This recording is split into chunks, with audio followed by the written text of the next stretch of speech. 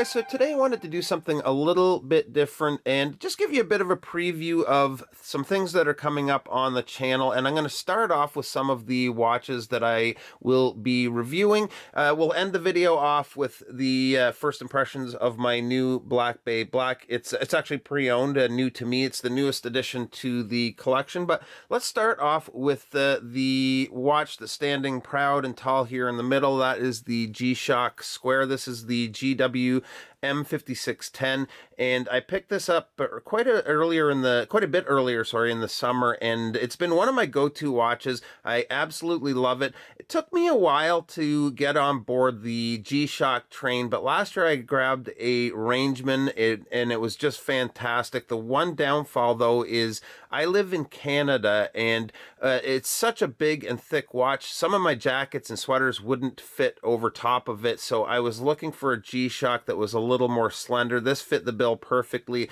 I just love all of the functions that are packed into this small little guy here. We'll be doing a review of that very soon.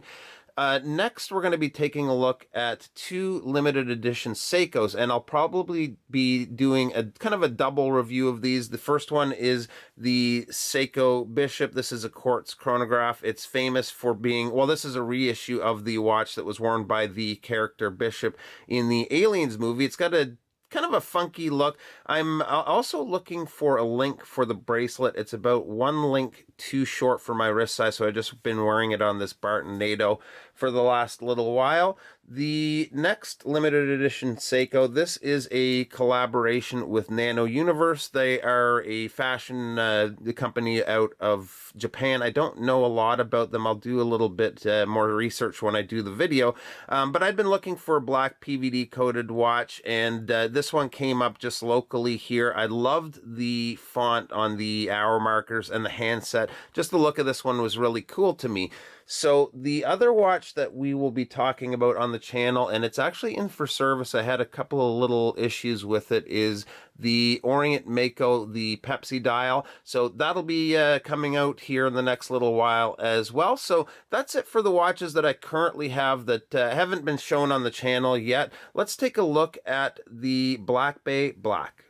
Alright guys, so the first thing that I noticed when I got this watch, and I've actually had this for 4 or 5 days now, I haven't had the chance to really wear it. It was the long weekend and there was a lot of things going on, so I've only worn it for 1 day. But the first thing I noticed when I got the watch was the packaging. The presentation box is just very well finished. It's very heavy. It must weigh 2 or 3 pounds. I'm not sure if it's made from mahogany or what, but I was really impressed with that. Once I opened the box, though, the watch just jumped out at me. I've been looking at these for quite a while online, and this was the first time I was ever actually able to see one, and I just loved it.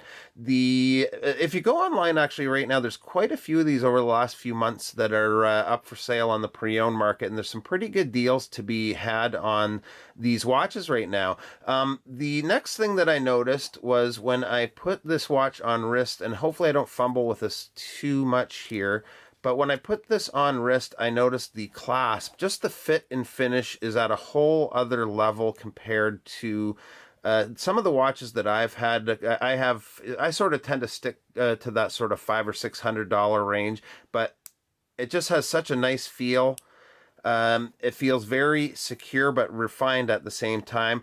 Another neat thing about this watch that I discovered by reading, it's actually mentioned in the instructions, and I don't know if this is common with maybe Submariners. I don't have a lot of experience with those watches. I don't really have any, but one of the cool things is with the bezel, which the action is awesome on this thing, is there is resistance at the 12 o'clock position. So when you're resetting the bezel back to the 12 o'clock position, you can sort of feel it hold for a second there.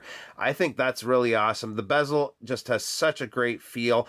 The other thing with this watch is, first of all, this is actually the ETA version of the watch, which is important because I know there's a big, kind of a bit of a divide, I guess, in the community on which is the way to go, ETA versus the in-house movement, and we'll talk about that when I do the full review. but they've must have done a lot of work on this movement because it just feels so nice when winding. Yeah, overall, just the fit and finish is really nice. The leather band that this comes on just is such top quality. It also comes with a nylon strap.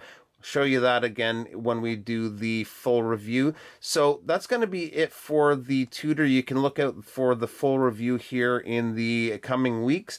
The other thing that I'm going to be taking a look at with you guys, if you saw one of my last videos, I did a review of this watch as well as this strap. The strap is from 679 Straps. He does a fantastic job, and I really like the whole experience with going with a person that is just sort of a one-man show making custom straps. There's a couple of other guys that I'd like to feature on the channel. So I'm going to be bringing in a couple of different custom straps from smaller companies and sharing those with you guys as well. Other than that, you can look out for some travel vlogs that will be coming up this fall, as well as I was recently invited actually to a Hamilton event later this month, celebrating the 60th anniversary of the Hamilton venture.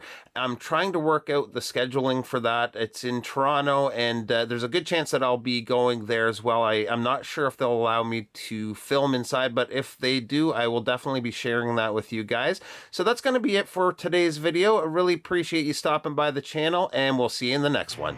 Bye-bye.